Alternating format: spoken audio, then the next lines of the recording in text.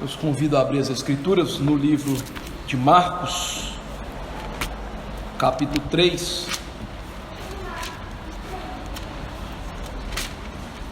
verso 20 ao 22.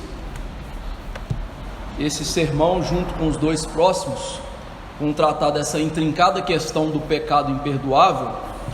Por isso eu decidi fragmentar a perícope em 3, para a gente entender melhor, para a gente conseguir compreender o que é esse famigerado perdão, ou pecado que não tem perdão, o pecado imperdoável. Então, para evitar confusão, me permitam pregar mais detidamente em cada um desses trechos separados nesses 3 próximos domingos, para que a gente entenda bem essa questão e não caia em má interpretação em relação a esse texto, que é bem difícil, texto intrincado. Então, tendo isso em vista, Marcos 3, 20 a 22, eu farei a leitura e peço aos irmãos que acompanhem com atenção. Marcos capítulo 3, verso 20 a 22, diz assim: Então ele foi para casa. Não obstante, a multidão afluiu de novo, de modo que nem podiam comer. E quando os parentes de Jesus ouviram isto, saíram para o prender, porque diziam: está fora de si. Os escribas que haviam descido de Jerusalém diziam: ele está possesso de Beelzebul, e é pelo maioral dos demônios que expele os demônios. Vamos orar. Ó nosso Deus Todo-Poderoso, estamos diante de uma palavra muito grave das Escrituras, de um trecho intrincado, de difícil entendimento, que divide opiniões ao longo dos séculos, e um texto, ó Deus, muito necessário para a nossa alma. Esse evento, Jesus nos ensinou sobre um pecado que não tem perdão, sobre pecados horripilantes, grandiosos, que têm perdão. Mas há aqui por trás uma atitude terrível do ser humano, que infelizmente muitas vezes está presente naqueles que se dizem servos do Senhor. Por isso, nesse momento, em humildade, em contrição de coração, e o Senhor sabe disso do meu coração, eu quero lhe implorar que o Senhor, em primeiro lugar, perdoe os nossos pecados, remova o nosso orgulho e o altivez, nosso achismo, a nossa hipocrisia religiosa, e Deus, descortine os olhos do nosso coração para enxergarmos o verdadeiro Jesus, e que ao fazer isso sejamos completamente cônscios da nossa dependência dEle, do nosso dever para com Ele, da grandiosidade do seu ser. Ó Deus, eu quero te implorar que o Senhor me ajude a pregar, que eu não venha pregar de mim mesmo, da sabedoria que o Senhor me deu, da capacidade que o Senhor me deu, mas que eu pregue pelo Teu Espírito. Paulo nos ensinou isso. De que vale a sabedoria humana? Nada. Me ajude a pregar Cristo e esse crucificado. Me ajude a colocar em evidência o Teu Filho, nosso Salvador. Que o Senhor cresça e eu diminua, mas que isso também aconteça no coração daqueles que ouvem. Muitas vezes, ao ouvir, nos tornamos soberbos, orgulhosos, queremos que a palavra seja para o outro e não para nós, mas que cada um de nós aqui hoje se prostre ante ao escabelo dos Teus pés, no coração, ó Deus, para ouvir a palavra para a salvação. Que todos nós saiamos daqui hoje conhecendo mais a Jesus, amando mais a Jesus, servindo mais a Jesus, e que Jesus seja mais e mais glorificado no nosso meio. Ajuda-nos pelo Teu Espírito, ajuda-nos pelo ensinador divino e interior, é o que eu te imploro. Amém. Meus irmãos, como nós temos visto, o Evangelho de Marcos quer deixar claro para a gente quem é Jesus. E talvez você se pergunte, por que isso é tão necessário assim? Por que nós ouvimos tanto de Jesus, por que ouvir mais de Jesus? E todo o texto e narrativa que temos visto até aqui tem sido uma grande prova escriturística de quem é o nosso Senhor, justamente por aquilo que acontece nesse texto. O que acontece com Jesus nesse texto, nós passamos pela experiência como pessoas no nosso dia a dia.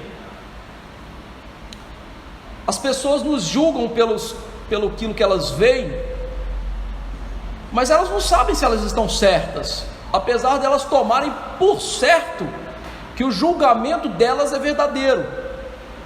Elas têm impressões sobre nós, e a impressão delas parece que é como se fosse um juízo perfeito, seguro e inerrante. Vou dar algum exemplo. Talvez você veja alguém na nossa igreja e você julgue essa pessoa como melancólica, através da sua observação, através daquilo que você tem por, entre aspas, preconceito, ou seja, um conceito anterior à convivência com essa pessoa, e você chega à conclusão: essa pessoa é melancólica. No entanto, isso não é verdade sobre ela. Isso pode acontecer com muitas das nossas características, da nossa personalidade, da nossa identidade. Pessoas podem nos achar que somos coisas que não somos, que há coisas do nosso coração que não estão ali. E esse tipo de coisa que acontece conosco, acontece de maneira mais grandiosa com Jesus.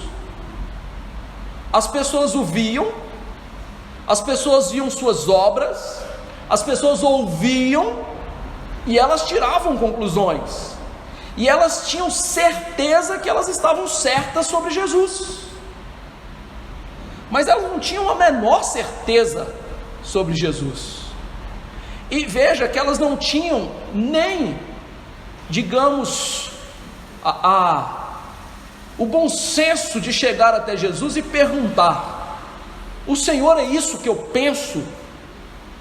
Você é assim como eu vejo? Elas não faziam isso.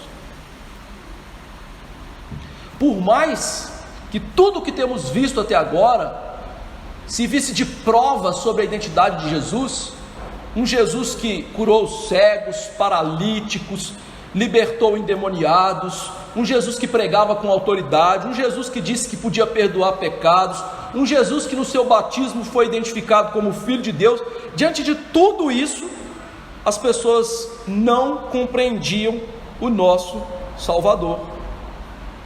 Por isso, esse trecho que vamos pregar hoje, que está dentro do contexto maior do pecado imperdoável contra o Espírito Santo, tem a ver com a identidade de Jesus, o que as pessoas pensavam sobre Jesus.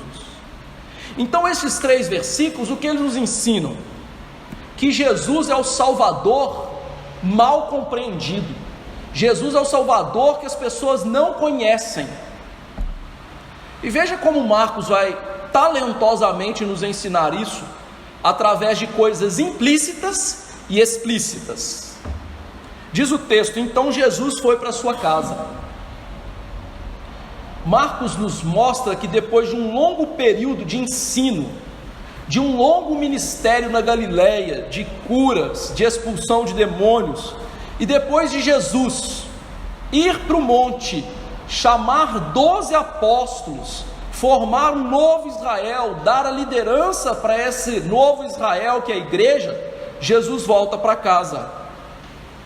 A última vez que nós vemos a casa de Jesus em cena aqui, foi lá no capítulo 2, quando o paralítico é curado por Jesus, e Jesus declara ser Deus que perdoa pecados.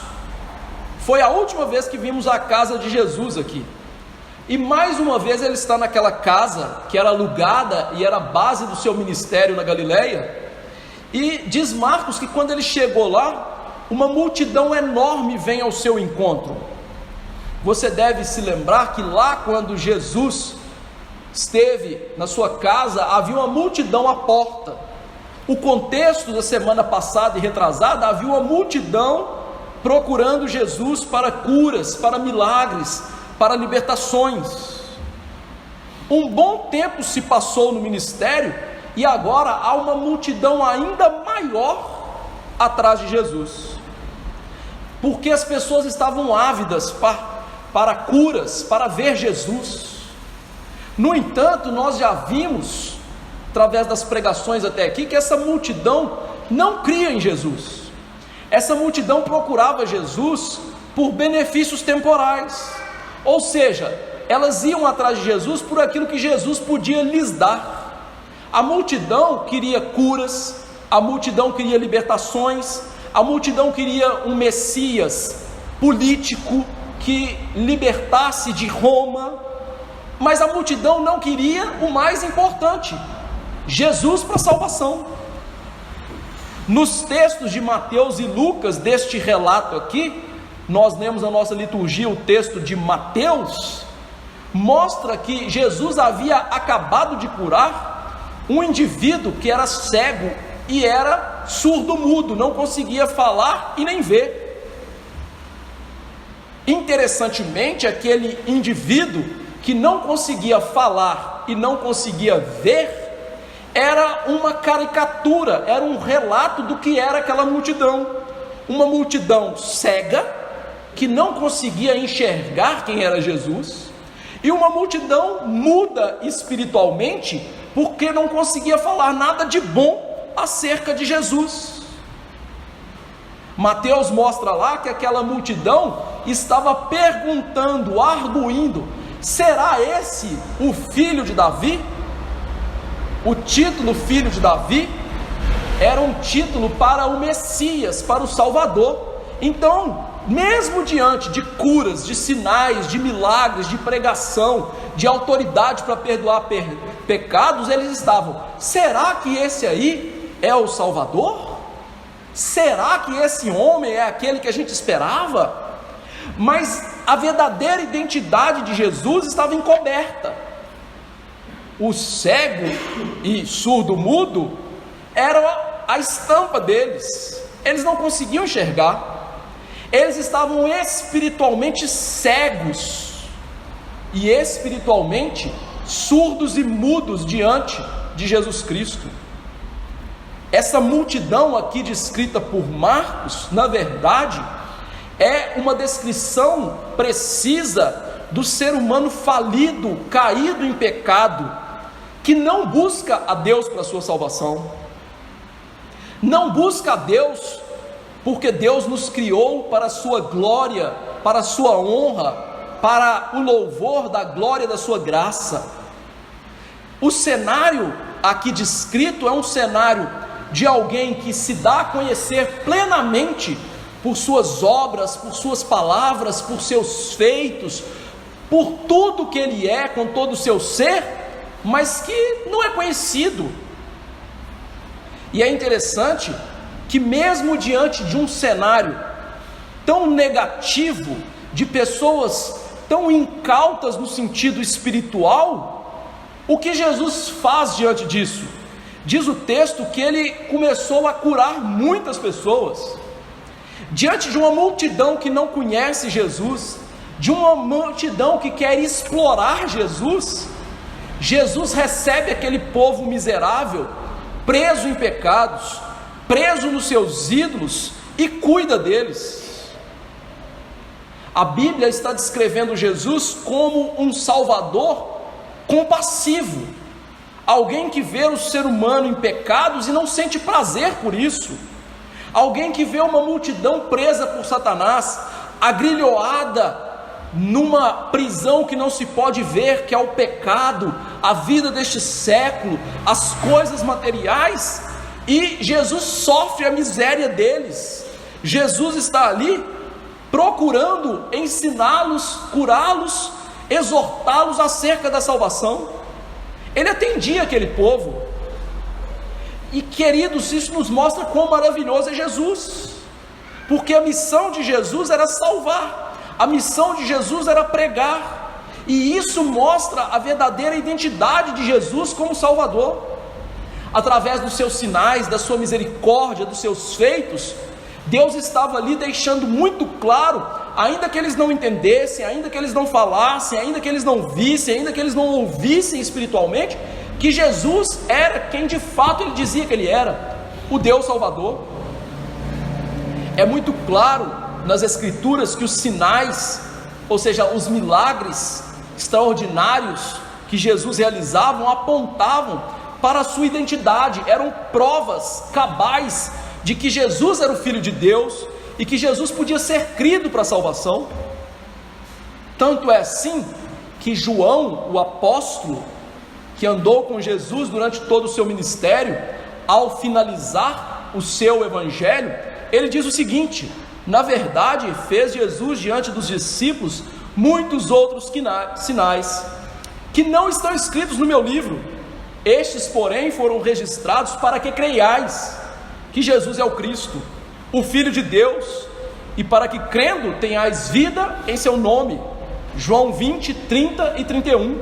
Os sinais que Jesus está fazendo, as curas que ele estava fazendo, serviam como prova de uma realidade que estava oculta aos olhos espirituais, aos ouvidos espirituais, ao coração daquele povo, que a realidade era, ele era o Deus encarnado, para salvar um povo pecador. E por isso, este é um dos motivos que Jesus continuava fazendo sinais. Ele queria deixar claro para aquelas pessoas que ele é Deus, que os seus sinais provavam sua identidade por A mais B. Os sinais de Jesus que não estão presentes hoje mais na igreja, eles estão na Bíblia. E é interessante que ainda há muitos hoje, depois de 2000 anos, que podem e leem suas narrativas, e mesmo assim não creem no Cristo das Escrituras. É óbvio que isso acontece porque crer no Cristo das Escrituras é necessário muito mais do que ler ou ver os seus sinais. É necessário uma ação do Espírito Santo para que o nosso coração tome Cristo como verdadeiro, as Escrituras como dignas de confiança, e assim depositemos nele nossa fé. Aquelas pessoas que tiveram o contato com Jesus, tiveram uma grande vantagem sobre nós.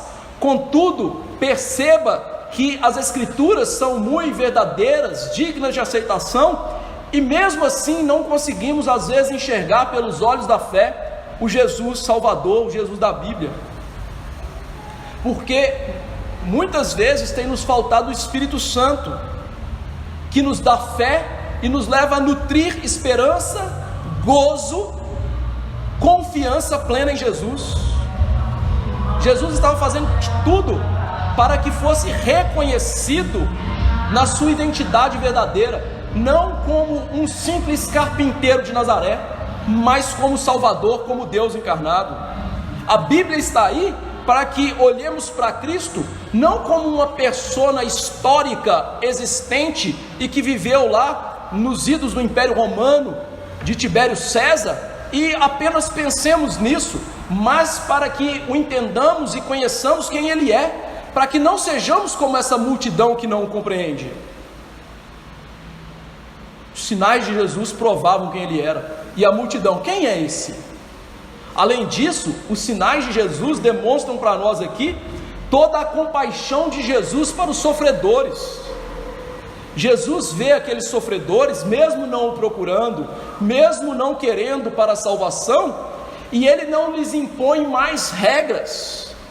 Eles já estavam sofrendo com uma religião de regras humanas, eles já sofriam com a dominação do Império Romano, eles já sofriam com as suas doenças, com a possessão demoníaca, e diante disso, das afetações do pecado, da miséria que traz o pecado na vida do ser humano, e a consequência de tudo aquilo para a alma, que aliena de Deus, o que Jesus faz? Jesus os abriga, Jesus cuida deles. Diante de um pecado que lhes tirava a paz da consciência, gerava brigas na família, dores no corpo e na alma, o Jesus Salvador, compassivo e prometido do povo de Deus, tinha misericórdia daquela multidão ignorante. Diz o Senhor lá no Antigo Testamento que o Senhor Jesus não gritaria, não faria ouvir sua voz na praça, não esmagaria a cana quebrada, não apagaria a torcida que fumega, promulgaria o direito, a palavra. Ou seja, Isaías 42, 1-4, mostrava essa característica compassiva, misericordiosa e bondosa de Jesus. Além disso, aquele cenário em que Jesus estava curando pessoas, demonstrava outra realidade sobre Jesus Cristo, que tudo aquilo que ele operava, havia uma operação farta, abundante, do Espírito Santo da promessa. Jesus se mostrava e encarnava muito bem como Salvador, que tinha sim a misericórdia de Deus, mas que também tinha fluindo da sua vida o Espírito Santo como ninguém. E ali, queridos irmãos, antes de vermos mais profundamente essa questão do Espírito Santo, que é tão necessário para entendermos o que é o pecado contra o Espírito Santo, Jesus estava dando uma grande lição aos apóstolos de ternura, de misericórdia, de compaixão das pessoas. É interessante que nós entendemos mal o que é ternura, compaixão. Nosso mundo hoje entende que ser compassivo com as pessoas é lhes negar, por exemplo, a verdade. Às vezes vemos alguém sofrendo no seu casamento porque durante toda a vida não investiu nele, durante toda a vida pecou contra o Senhor no seu casamento, e nós queremos apenas consolar dizendo vai melhorar, mas não apontamos para o pecado, para a miséria, para o erro. Isso não é compaixão. Tampouco compaixão era aquilo que os apóstolos tinham a ideia. Nós vimos na semana passada um Pedro que era ferro e fogo, um João e Tiago que queriam fogo do céu. Eles estavam ali aprendendo o que era de veras a compaixão verdadeira, que era a pregação da verdade, o aponto do pecado na vida deles, e mais, a receber aquelas pessoas sabendo da miséria do coração delas. A verdadeira compaixão é identificar o ser humano como um pecador que está indo para o inferno, um pecador que precisa da graça de Deus. Isso é compaixão. Não é ficar chorando com as pessoas os seus pecados, é lhes mostrar os pecados e lhes mostrar a misericórdia de Deus para esse pecado. Pedro aprende tanto o que é isso, que mais adiante, muitos anos depois, ao escrever sobre os ministros, ele escreve que eles deveriam não ser como dominadores, mas deveriam amorosamente servir o rebanho, lhes ensinando a palavra da verdade. Então nós temos aqui um Cristo cheio de misericórdia, porque ele está cheio do Espírito Santo, ensinando os apóstolos a misericórdia. Como é necessário a igreja de hoje aprender a misericórdia de verdade, a falar do pecado, a mostrar o erro e suplicar a misericórdia de Deus sobre as pessoas pecadoras. Como é necessário hoje nós voltarmos ao conceito de misericórdia, que tem a ver com ver o pecado, se compadecer do pecado, mas isso está acabando.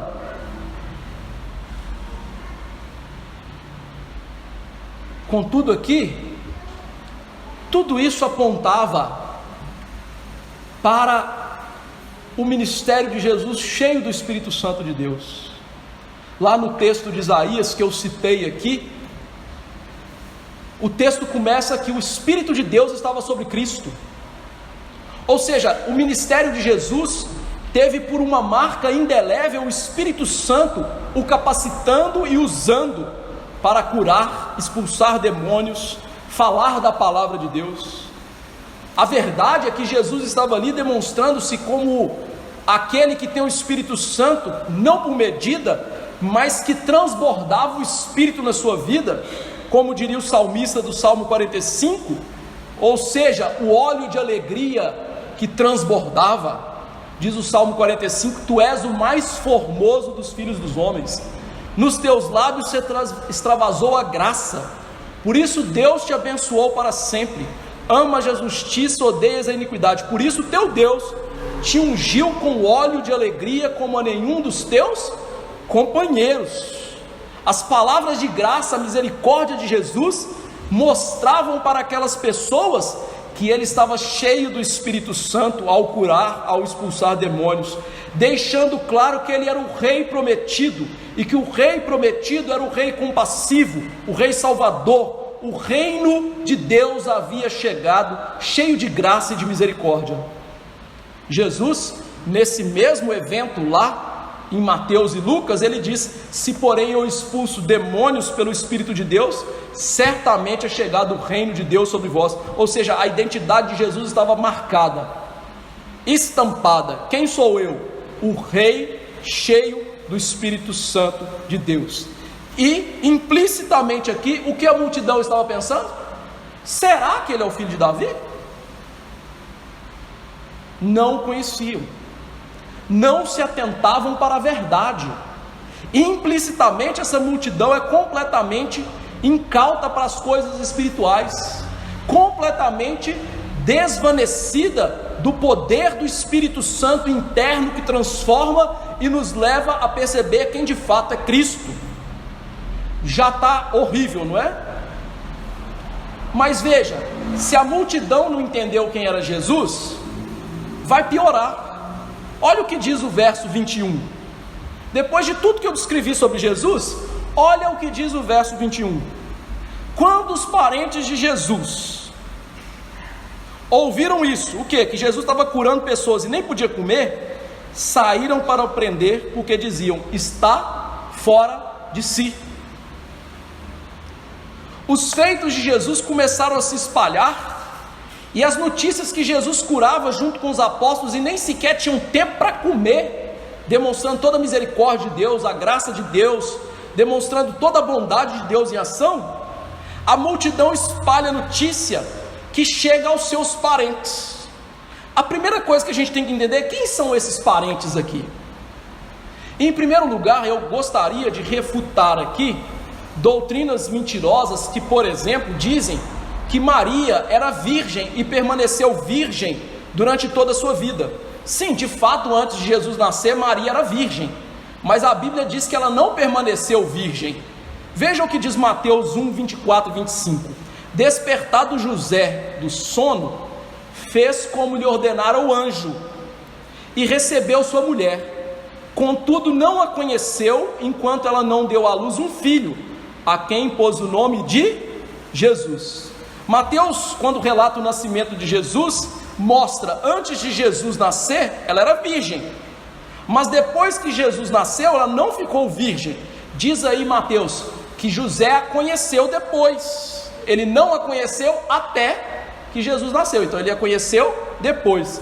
O que significa conhecer? Para quem aí já passa dos 50, 60, sabe que antigamente esse era um tipo de linguajar eufêmico, né? Ou seja, fulano está conhecendo ciclano, ou seja, eles estão tendo relações sexuais, eles estão namorico, né? Então, a Bíblia deixa claro que José teve relações sexuais com Maria, e não só teve relações sexuais com Maria, como ele teve filhos. Paulo, quando escreveu sobre os ministros de Jesus, ele citou um ministro que ele chama de irmão do Senhor.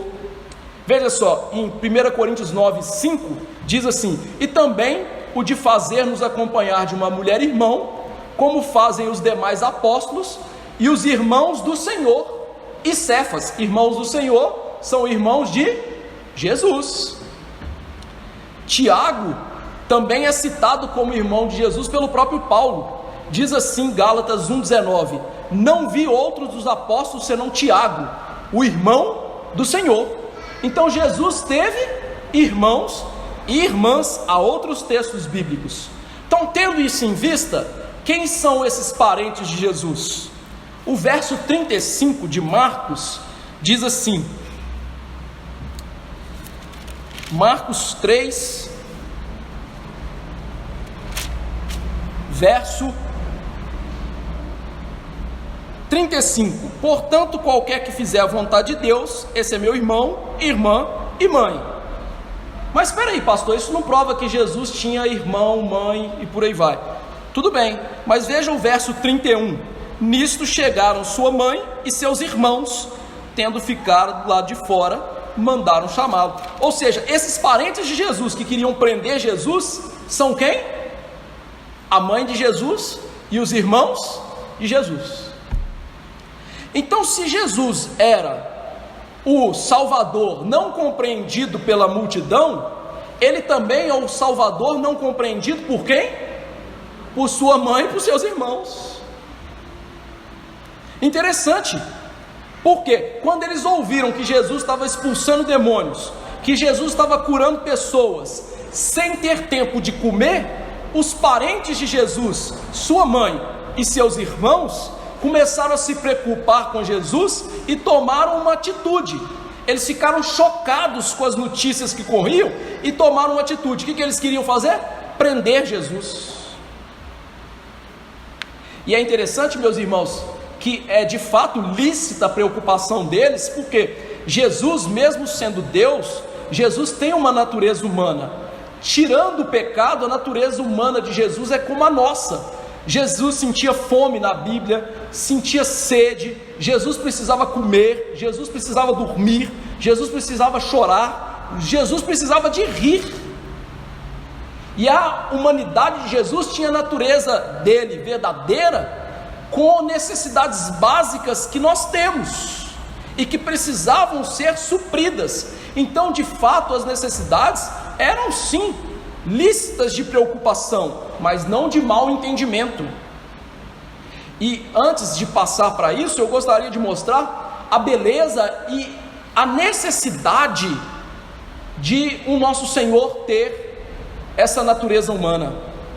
E veja, meus irmãos, que a natureza humana de Jesus, nós lemos lá, no Salmo 45, que ele era o mais belo dos filhos dos homens. Mas quando a gente chega na cruz, a gente vê um homem ali encarquilhado, um homem ali magro, pele e osso, cansado, mostrando que a sua humanidade era verdadeira. Imagine 3 anos andando no deserto, comendo pouco, dormindo pouco, aguentando a pressão de ensinar a palavra constantemente, e mais, discipular homens que precisam substituí-lo, porque ele não vai ficar aqui conosco para sempre, de uma multidão que aglomera e não permite suprir suas necessidades, e de uma grande quantidade de pessoas que queriam matá-lo. O que isso faria com uma humanidade como a nossa? Destruiria. Outro dia, um amigo meu me mandou uma foto, Pastor José, 24 anos. A foto era de um homem de uns 120 anos. Ou seja, o ministério, a pregação, o cuidado das almas, que toma tempo, muitas vezes, acaba com a nossa humanidade. E isso fez com Jesus. Mas aí você pergunta, qual a beleza disso? Porque Jesus tinha que ser homem para nos salvar. A pergunta 39 do Catecismo Maior diz: qual a necessidade de Jesus ser homem, ou o mediador ser homem?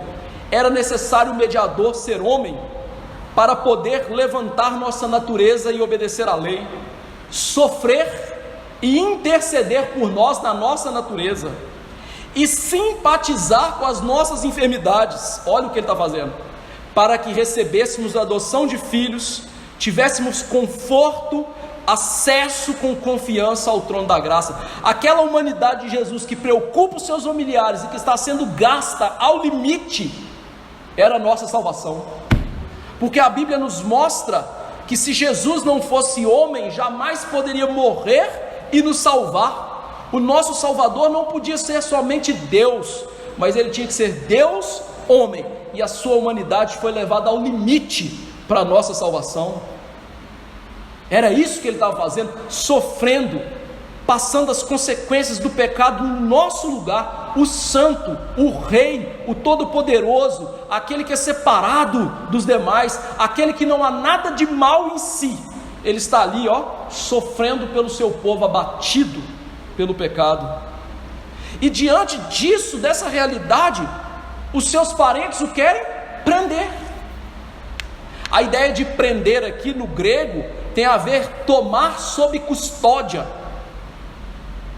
Tinha a ver com o cuidado, mas eles queriam que fosse um cuidado a fórceps.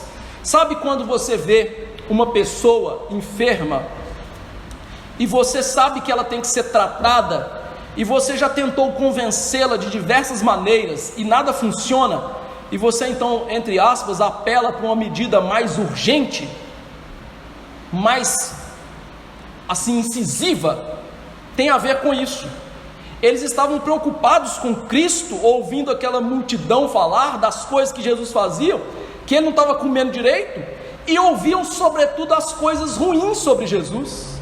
Algumas pessoas estavam falando coisas tão terríveis sobre Jesus, que sobretudo Jesus estava como um louco, perdeu o juízo. Jesus perdeu o juízo.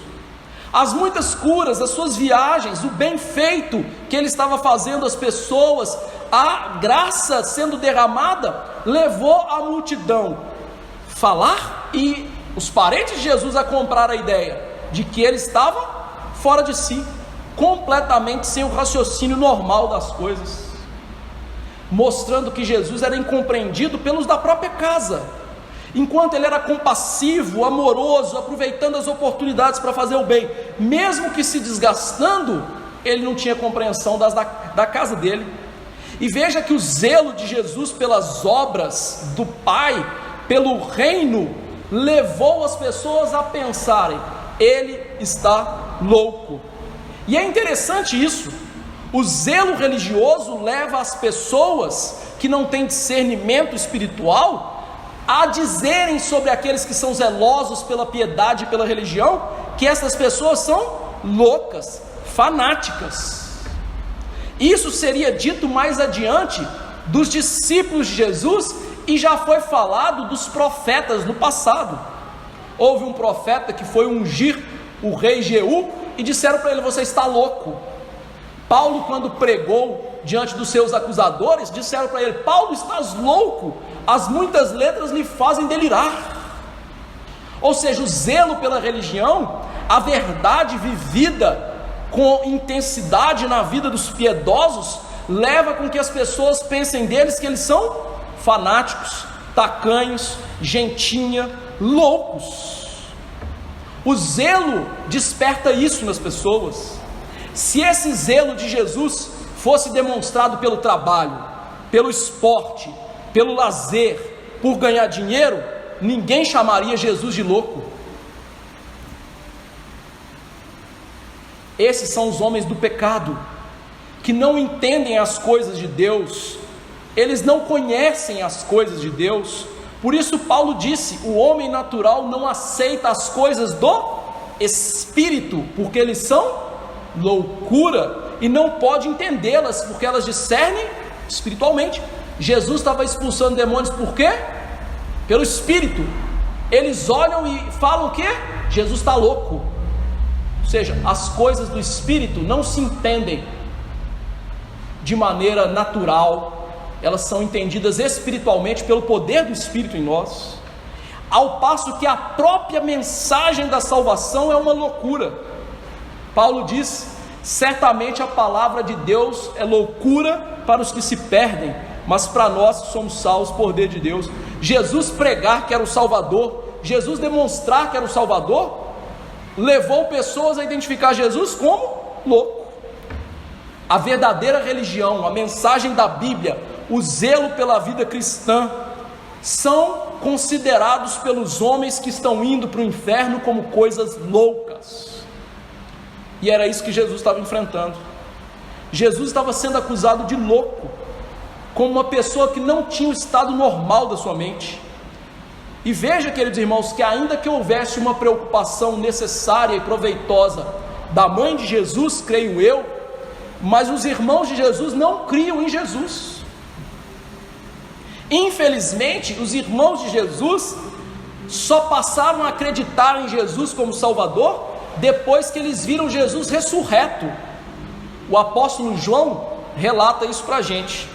João 7, 4-5 diz assim: porque não há ninguém que procure ser conhecido em público e contudo realize os seus feitos em oculto.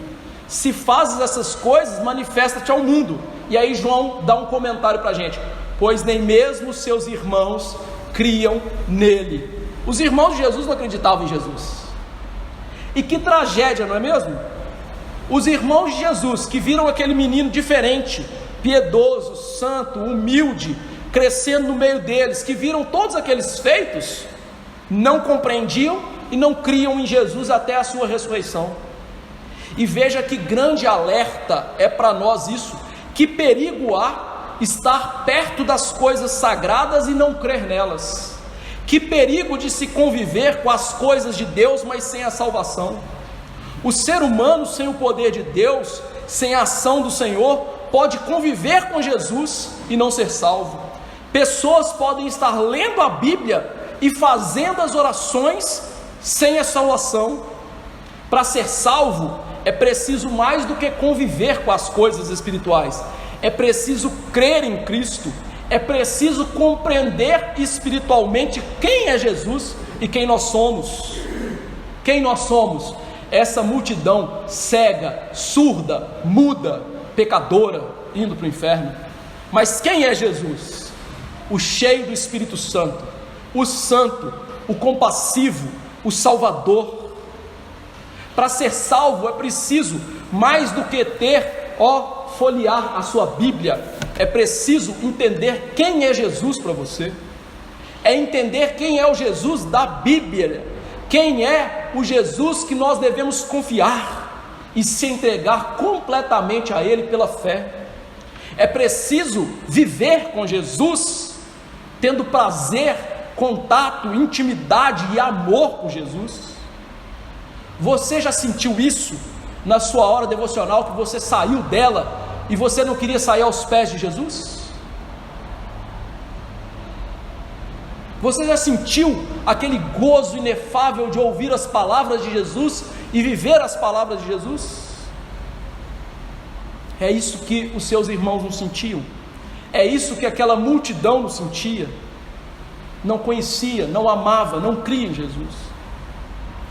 E como se desgraça pouca fosse bobagem, diz o ditado popular, o verso 22 diz aí: os escribas que haviam descido de Jerusalém diziam: está possesso de Beelzebu, é pelo maior dos demônios que ele expele os demônios. Marcos corta a cena da descrição do que os parentes de Jesus estavam pensando, e nós já lemos, ele só volta lá no verso 31 a 35, e ele mostra o que estava acontecendo com as pessoas além daquela multidão, com os escribas, os religiosos, os mestres. E vejam que não eram quaisquer escribas, eram os escribas de Jerusalém.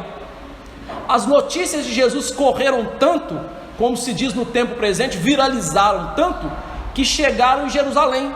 Na semana passada a gente viu que pessoas de Jerusalém, da Judéia, da Idumeia, de Tiro, de Sidom, da além Jordão, estavam vindo para ver Jesus.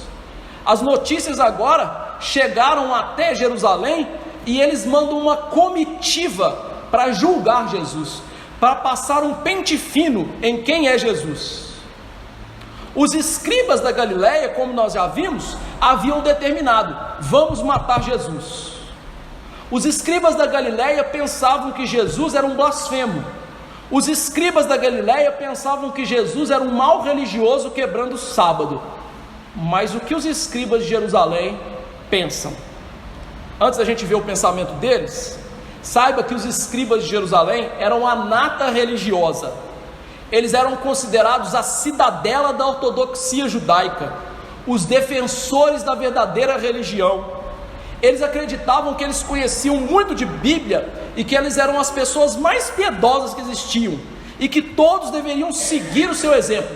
Então o veredito deles era um veredito de muito maior peso do que os escribas da Galileia. Então a palavra deles era como se fosse a palavra final no tribunal. Eles eram o juiz máximo, o STF da religião. E quando eles olham para Jesus, o que eles deveriam ver? Já que eles conheciam tanto de Bíblia, aquilo que eu disse anteriormente, as profecias se cumprindo, um Jesus Salvador, alguém misericordioso, um Deus que se fez carne e está se matando pelos homens para salvá-los.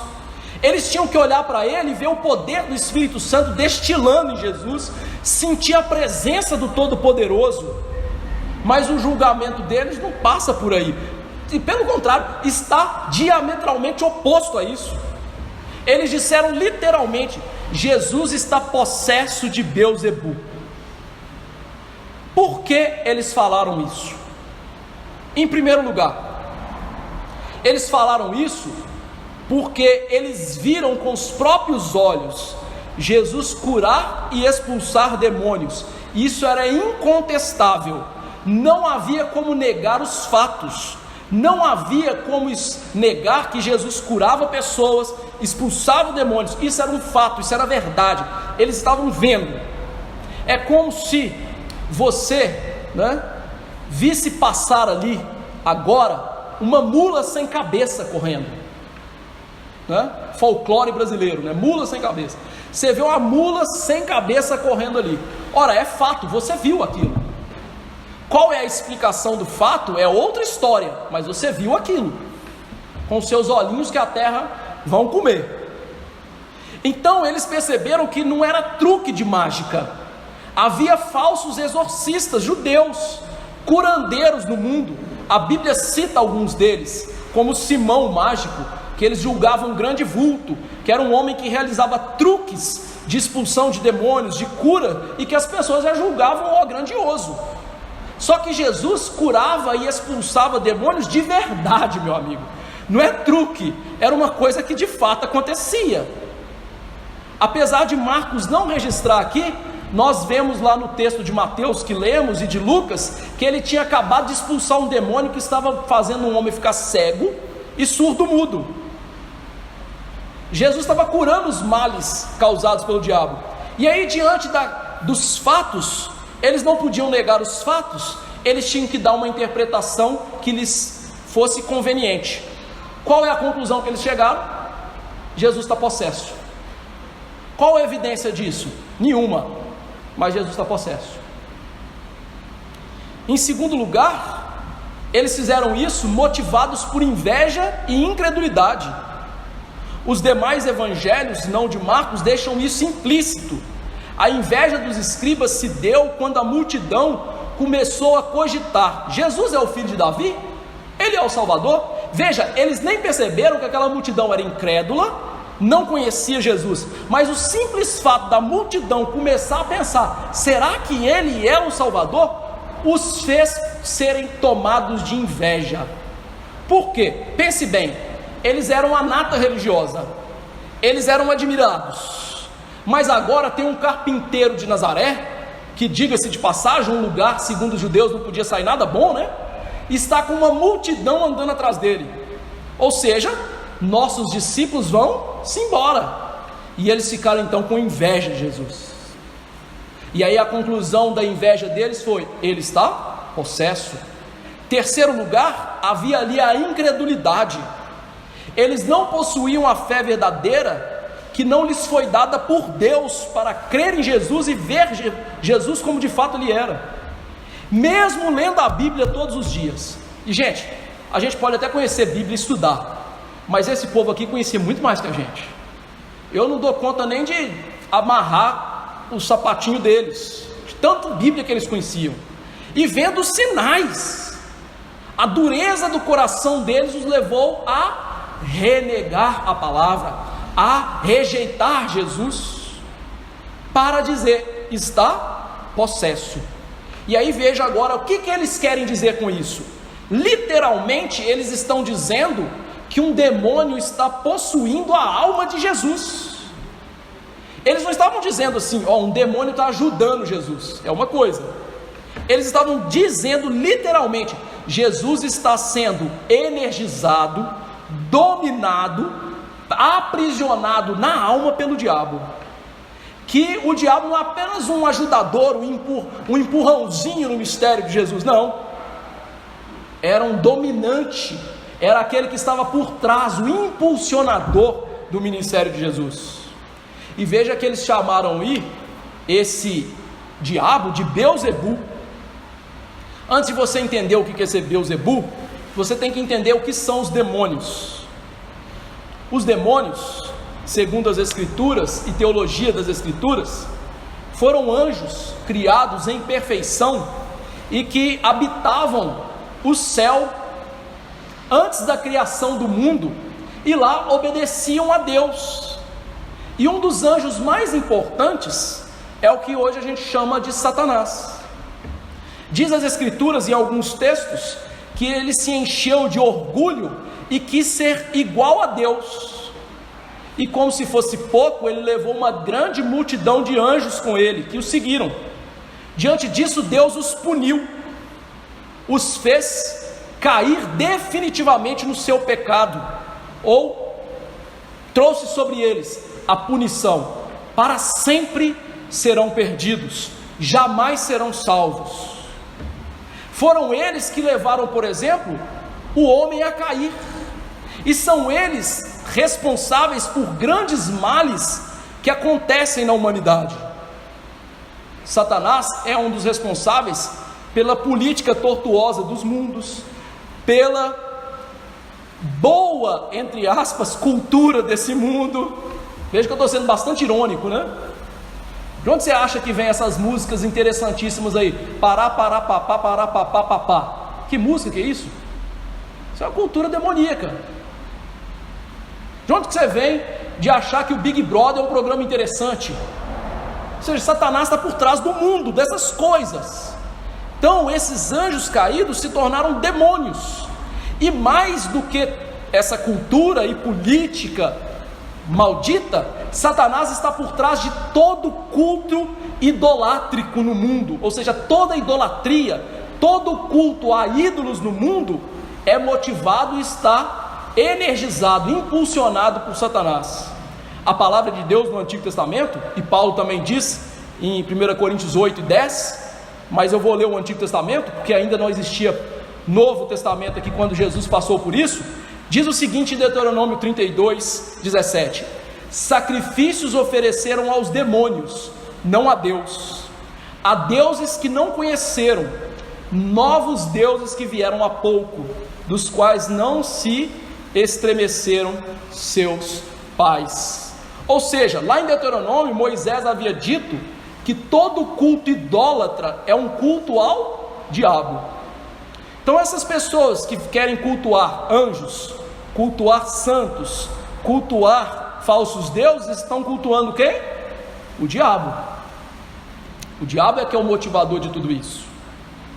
E diante dessa palavra, Israel sabia que o culto aos falsos deuses era um culto demoníaco, diabólico. E havia uma nação estrangeira chamada Ecrom, que era bastante inimiga do povo de Deus, que havia um deus lá que eles serviam, que era chamado Baal-zebul. Baal significa Senhor. Muito provavelmente Baal-zebul significa ou Senhor da casa, ou Senhor exaltado, Senhor dos altos. Os judeus, quando ficaram sabendo que o pessoal de Ecrom adorava esse Deus, eles criaram um trocadilho, Baal-zebub, que significa o Senhor das moscas, ou seja, eles adoram as moscas, eles adoram nada, eles adoram ser insignificante. E esse trocadilho passou a ser usado para a identificação do maioral dos demônios, Satanás. Então o que os judeus estão dizendo aqui literalmente é: Jesus não só está energizado por Satanás, mas ele é um servidor de Satanás. Que coisa horrível, não é mesmo? Jesus é identificado com o inimigo, porque aqui Marcos já descreveu que o inimigo de Jesus era Satanás. O diabo era um assassino, um mentiroso, aquele que nunca se firmou na verdade, o pai da mentira, aquele que fustiga os homens com o pecado. Marcos tinha mostrado que Satanás era o grande tentador de Jesus, quando Jesus foi para o deserto. E nós acabamos de ver que Jesus expulsava demônios pelo Espírito Santo, pelo poder de Deus. Então quem habitava ricamente em Jesus e impulsionava o ministério de Jesus era o Espírito Santo, era Deus. Então o que tinha a ver Jesus com o diabo? Nada a ver, porque Jesus é santo, e o fato dele ser santo, ele é separado do pecado. O fato dele ser santo significa que não tem mal em Jesus. Jesus é o Criador, Satanás é uma criatura sustentada por Cristo. Meus irmãos, Satanás só existe e continua existindo porque Cristo lhe sustenta. Cristo é a base da vida de Satanás e de todos os demônios, de todas as criaturas que existem. Comparar uma criatura com Deus, não há comparação. Jesus é o próprio Deus. O diabo é uma criatura debaixo do seu domínio e comando. Por isso Lutero dizia: o diabo é um cão na coleira de Jesus. Ele vai e faz aquilo que Jesus o demanda, o quer. Jesus é o Salvador, só faz o bem, é compassivo. Diabo, o mal. O diabo quer aprisionar pessoas, destruir vidas, quer companheiros para o inferno, para onde ele vai. Jesus quer povoar o céu, dar uma nova vida e liberdade às pessoas. Por isso a distância entre Jesus e o diabo não pode ser outra, a não ser infinita. Nada pode ser mais diferente do que o santo e o maldoso diabo. E aqui veja a tristeza da dureza da natureza humana caída. Aquelas pessoas estão vendo Jesus, elas estão diante da única chance de salvação, elas estão vendo os feitos de Jesus que provam quem Ele é, elas estão vendo o poder do reino, e elas são duras. O coração humano é tão duro que nos faz ser tão cegos para o pecado e para a prisão que nós estamos em relação a Satanás, que mesmo vendo o poder de Jesus, nós o confundimos com o diabo. Eu vou ilustrar isso para você, até de maneira lúdica. Imagine que você saia para o quintal da sua casa e você vê uma galinha ciscando e comendo milho. E aí você vai contar essa história e fala assim: olha, eu vi lá no meu quintal um leão de jubas negras comendo uma girafa. Isso é um absurdo, isso é uma loucura. O que você viu foi uma galinha ciscando o chão, não foi um leão comendo uma girafa. O que eles viram foi Jesus, Salvador do pecado. Mas veja o que o pecado causa. O pecado nos deixa tão cego que as coisas óbvias da vida parecem loucura. O pecado, quando é usado pelo diabo, não nos deixa ver quem realmente somos diante de Deus. Por isso as pessoas de hoje se acham boas. Quem é você? Eu sou bom, eu não vou para o inferno. Por quê? Porque eu sou bonzinho. O pecado não nos deixa ver a nossa morte espiritual.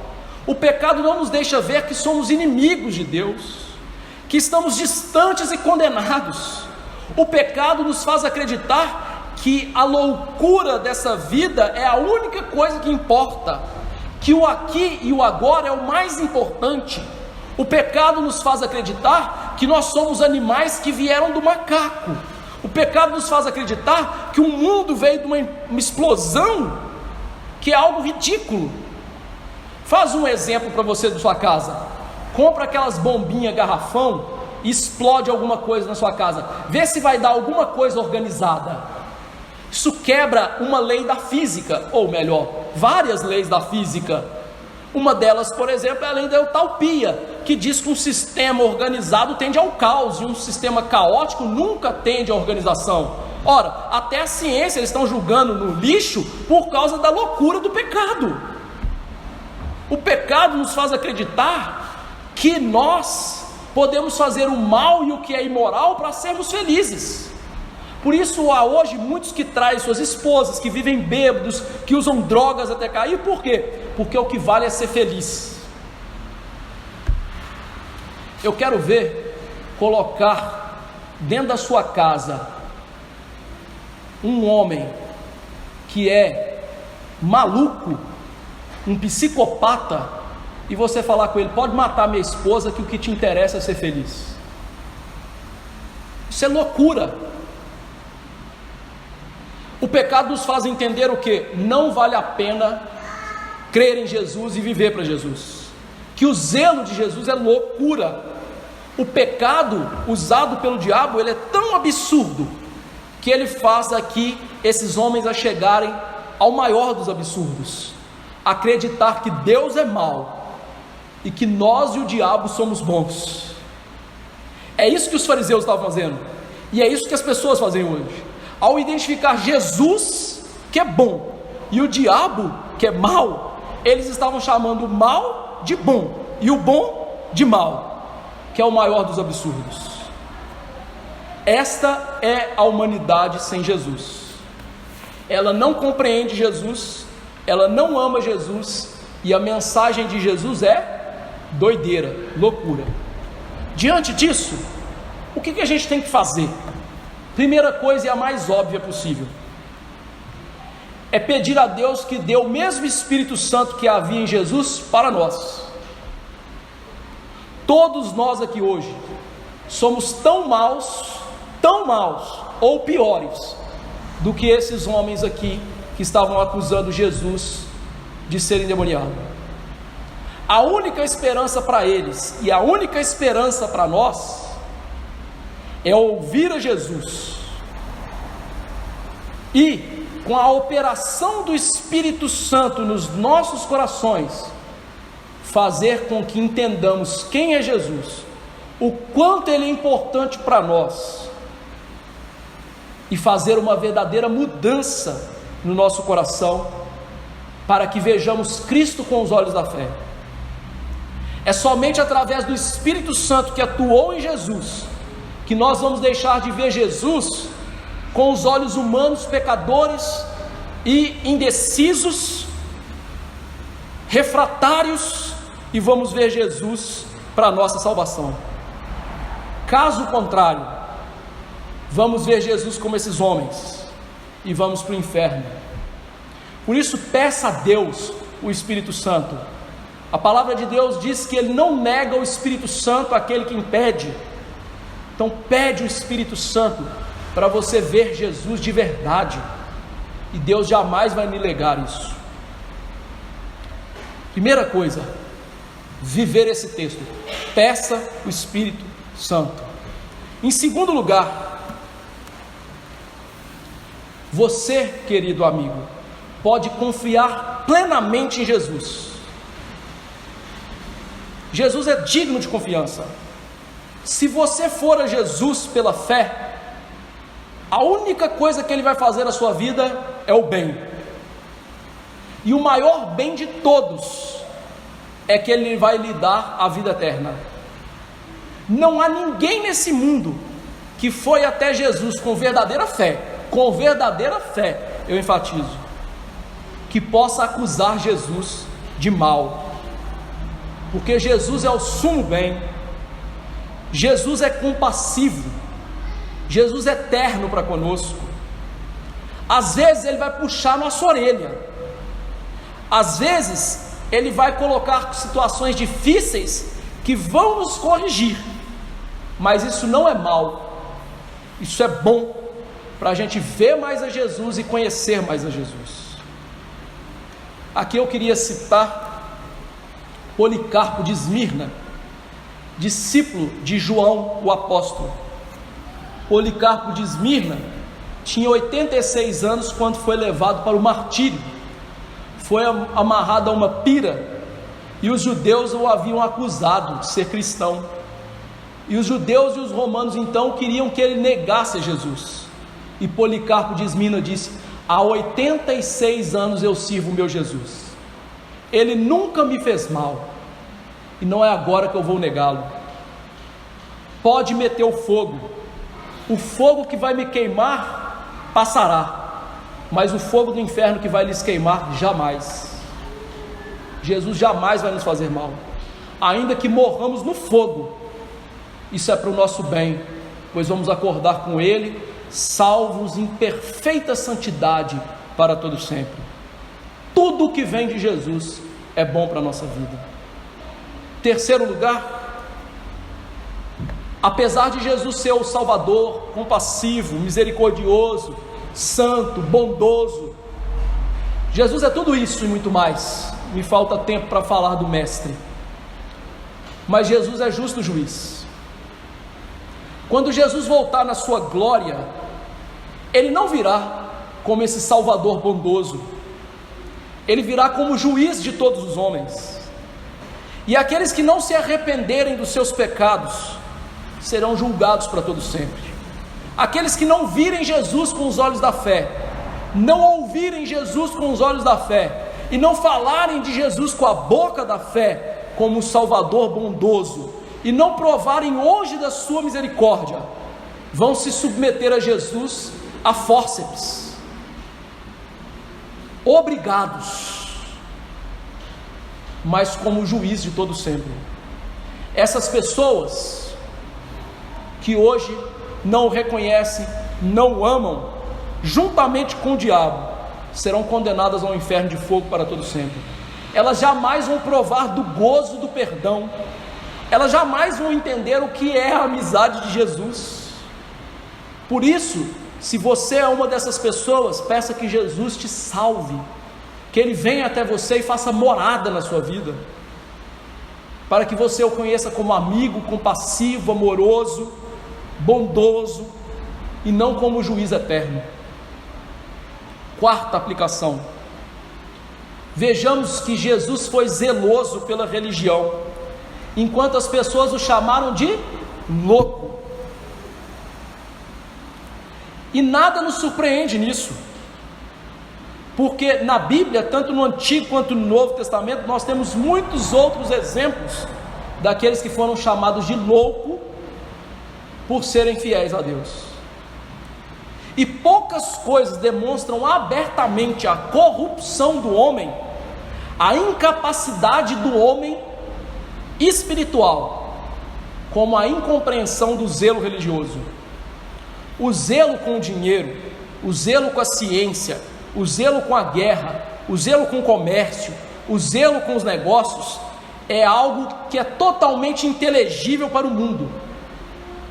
Todavia, o zelo da religião, com frequência, é considerado insensatez, fanatismo e sinal de uma mente débil.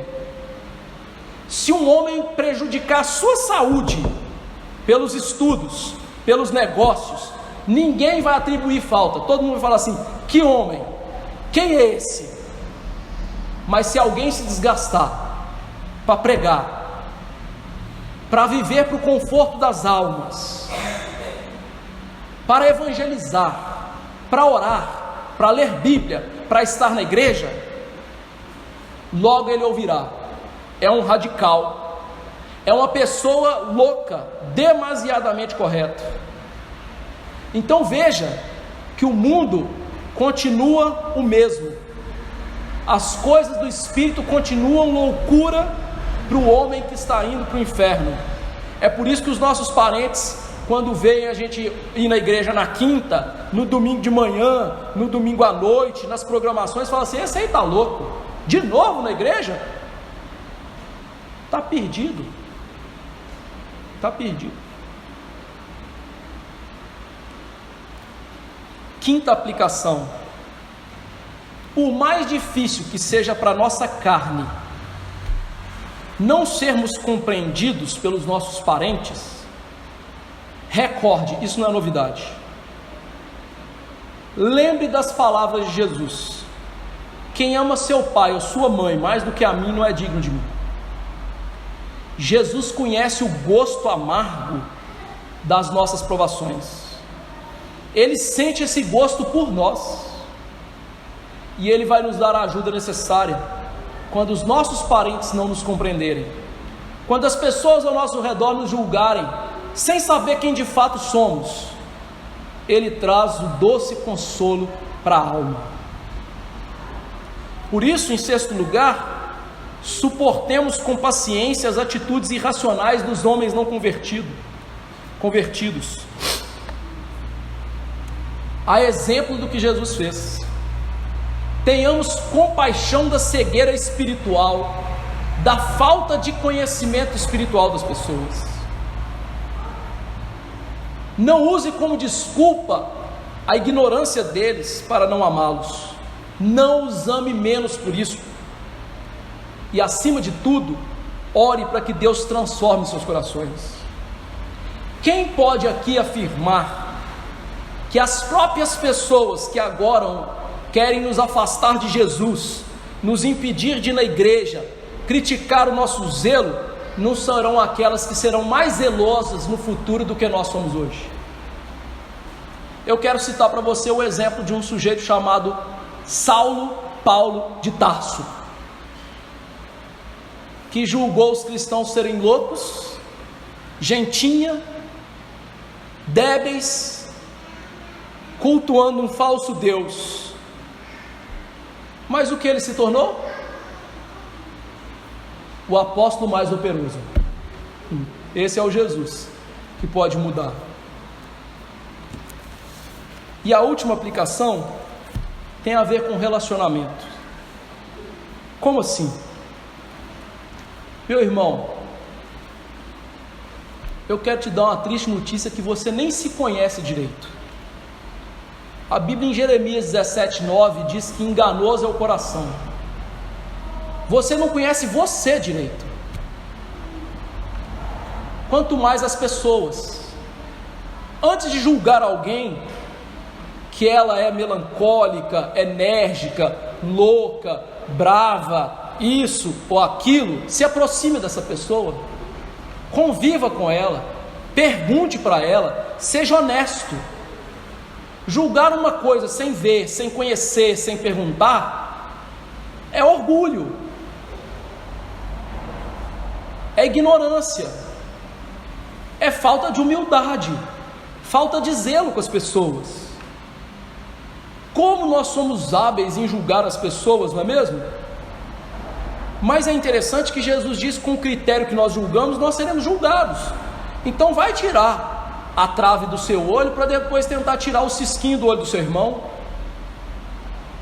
Pare de olhar para o seu irmão e criticá-lo sem saber o que passa no coração dele, sem saber quem ele é de verdade, sem conhecê-lo de verdade. Quantas horas você passa com seus irmãos durante a semana? Tem gente aqui que só vem domingo à noite, 1 hora, e você acha que você conhece essa pessoa? De jeito nenhum. Às vezes você não conhece a pessoa que está dentro da sua casa. Quantas pessoas estão dentro do nosso lar, que são pessoas que a gente não conhece? Há um tempo atrás todo mundo sabe de uma garota que assassinou os pais com a ajuda do namorado. Os pais conheciam ela? Não. Então pare de ser rápido em julgar as coisas, seja honesto, porque o juízo que você proferir contra alguém vai ser proferido contra você. Então relacione-se, aproxime, não fique na sua bolha de pecados e hipocrisia achando que você conhece alguma coisa de alguém. Você nem se conhece. Quer se conhecer? Vai ler a Bíblia. Cada dia que eu leio a Bíblia eu assusto comigo mesmo, eu assusto com quem eu sou. Então vai fazer isso. Tiago diz, aquele que fala que é mal do seu irmão, ele já não se tornou debaixo da lei, se tornou juiz da lei. Então vai amar as pessoas, vai ser compassivo, vai conhecê-las, vai se relacionar. E quando for falar, fale contra o pecado da pessoa, diante do coração dela. Fulano, eu quero dizer do seu pecado. mas que seja um pecado que ela tem de verdade, não é que você acha que ela tem. As coisas vão melhorar assim, o relacionamento melhora assim. Deus nos abençoe para relacionar de verdade com as pessoas. Esse é um dos motivos que casamentos acabam, pais brigam com filhos. A gente não conhece as pessoas e nem quer conhecer as pessoas, mas quer ser juiz das pessoas. Então, quem é aquela pessoa que dorme com você todos os dias? Você conhece? Quais perguntas que você faz que mostram o coração dela, quem ela é? Como você pode ministrar graça para ela? Quem é o seu filho que fica lá trancado dentro do quarto e não conversa com você? Quem ele é de verdade? Quem é às vezes aquela pessoa da sua família que bebe até cair e que às vezes você nem sabe o motivo dela beber até cair? Às vezes aquela pessoa teve um trauma horrível na vida e você nunca sabe, e nunca ministrou graça, mas é rápido em julgar. Então, cuidado com isso. Pode ser que nós julguemos Jesus como o diabo e o diabo como Jesus. Vamos nos colocar de pé e orar.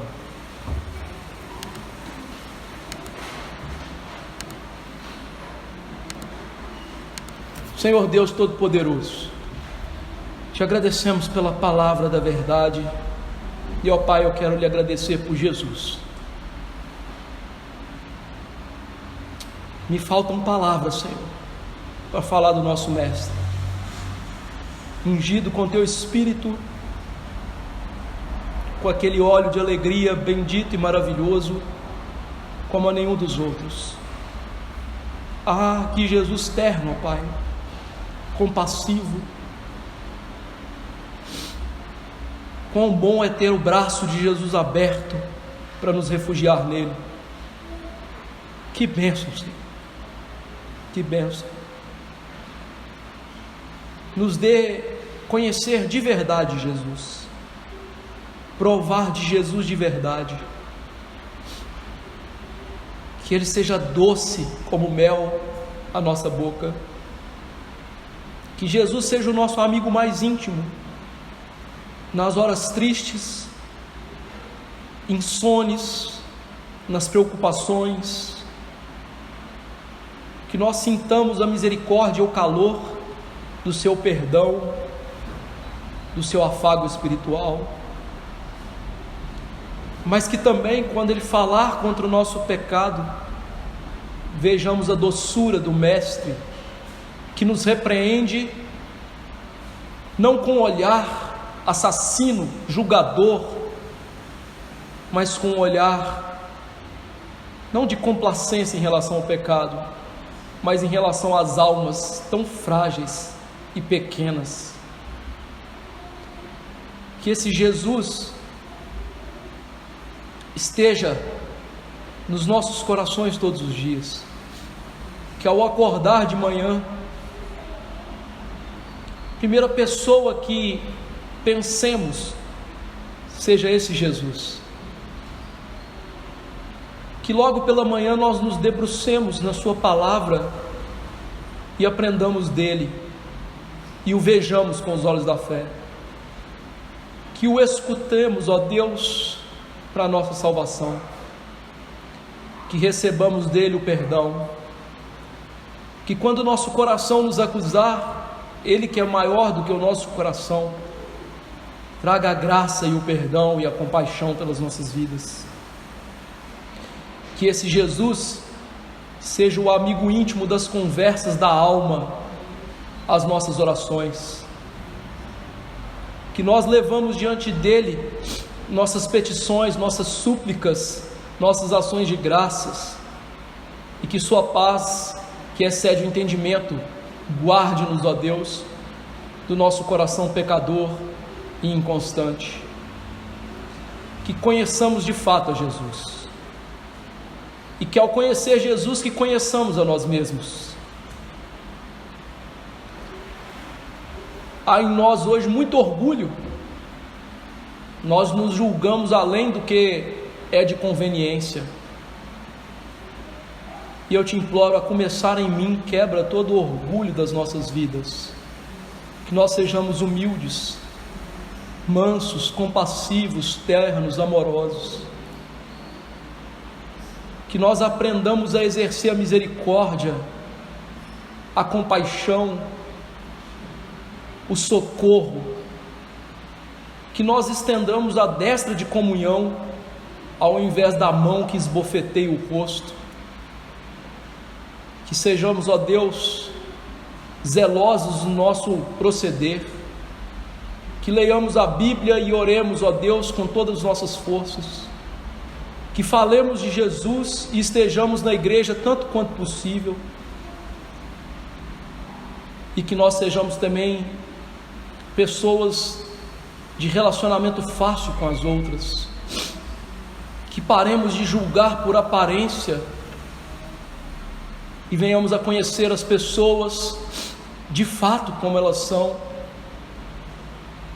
Ajude-as a conhecer a si mesmos, ajude-nos a nos conhecer, para que conheçamos uns aos outros verdadeiramente e nos ajudemos nos nossos pecados. Faça isso por mim, minha família e a minha igreja, meus filhos espirituais, para que vejamos e venhamos a viver como Cristo. E quando esse mundo nos olhar e julgar loucos e zelosos, que ele não nos vejam o pecado, mas a misericórdia, a graça, a compaixão, o prazer, o gozo de Jesus, a vida de Cristo em nós. Abençoe tua igreja com isso, e que todos nós resplandeçamos mais da luz de Jesus.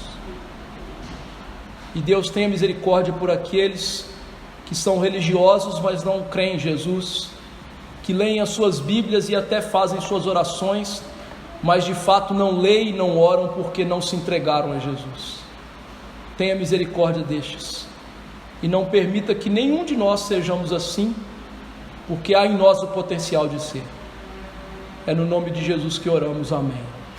Que a graça do Senhor Jesus Cristo, o amor de Deus, o nosso Pai, e a consolação do Espírito estejam com os eleitos do Senhor hoje e para sempre. Amém.